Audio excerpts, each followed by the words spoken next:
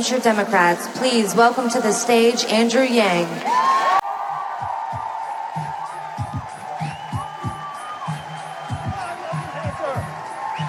Hello, New Hampshire! I love you guys! Oh my gosh! That's what I'm talking about. An arena full of Yang Gang. So much love. So much love, New Hampshire. Woo!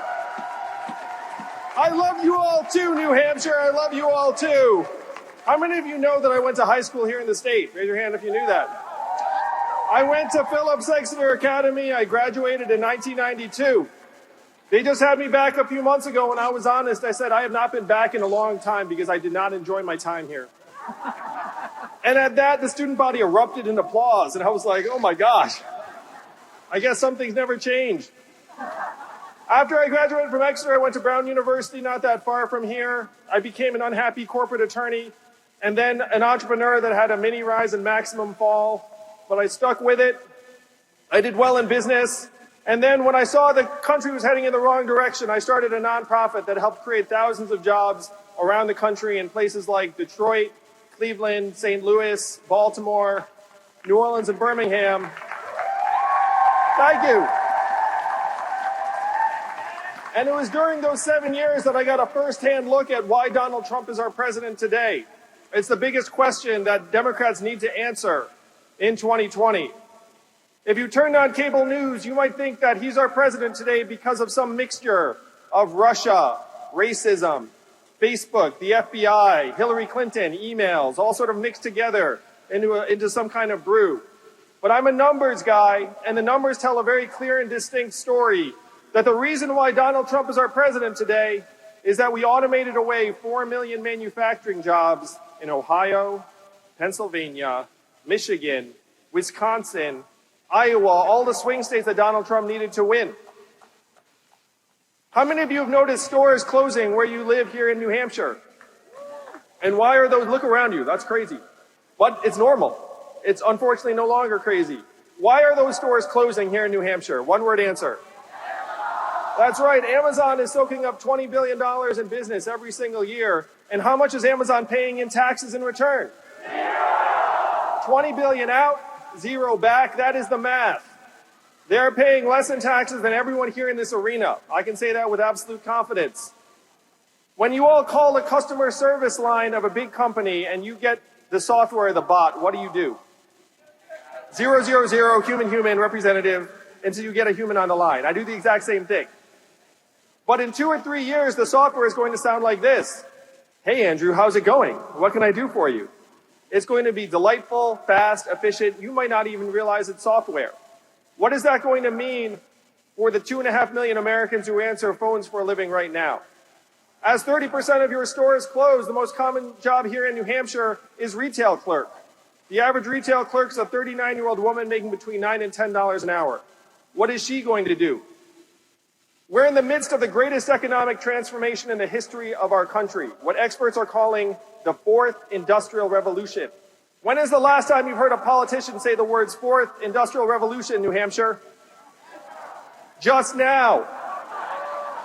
And I am barely a politician.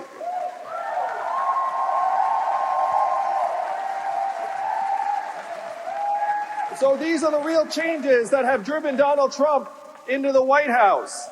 We decimated millions of manufacturing jobs in the swing states, and now we're doing the same thing to retail, call centers, truck driving. It's going to be a buzzsaw through the economy.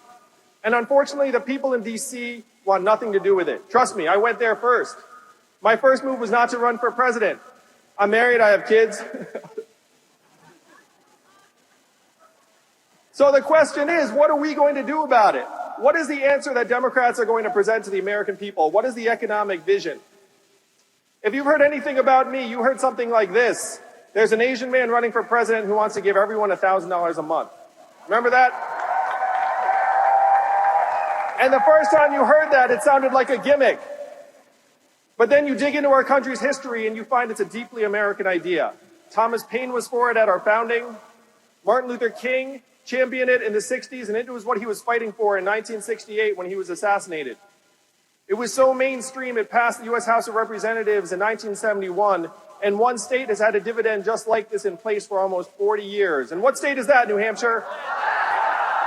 And how do they pay for it? And what is the oil of the 21st century? Technology, that's right. Data, software. A study just came out that said that your data, our data, is now worth more than oil. How many of you remember getting your data check in the mail? In Alaska, they call this the oil check, and they love it. We're going to call this the tech check, and all of America is going to love it. This is the trickle-up economy. From our people, our families, and our communities up. It would make our people stronger, healthier, mentally healthier. And the money would go right back into our communities. You know where it would go. Think about it for just a moment. Where would it go? Daycare, car repairs you've been putting off, Little League signups. It would create thousands of jobs right here in New Hampshire. This is the trickle-up economy, and this is the vision we have to present to the rest of the country as quickly as possible. I am candidate number 19 up on this stage today. Oh, it's great. And you know, the people who are here today, you all take your responsibility very, very seriously, and that you can shape the future of this country. It is why you're here with me, candidate number 19. You're a little bit spoiled. You think to yourself things like, I don't know about that Yang fellow, I just met him the one time. But it's up to you to take the country in the right direction as quickly as possible, to show them that we can build a trickle-up economy, and that we can solve the problems that got Donald Trump into the Oval Office in 2016. In 2016, he said, we're going to make America great again. And what did Hillary Clinton say in response? America is already great. And that did not work out. He got the problems essentially right, but his solutions were the opposite of what we need. His solutions were, we're going to build a wall, we're going to turn the clock backwards, we're going to bring the old jobs back. We have to turn the clock forward.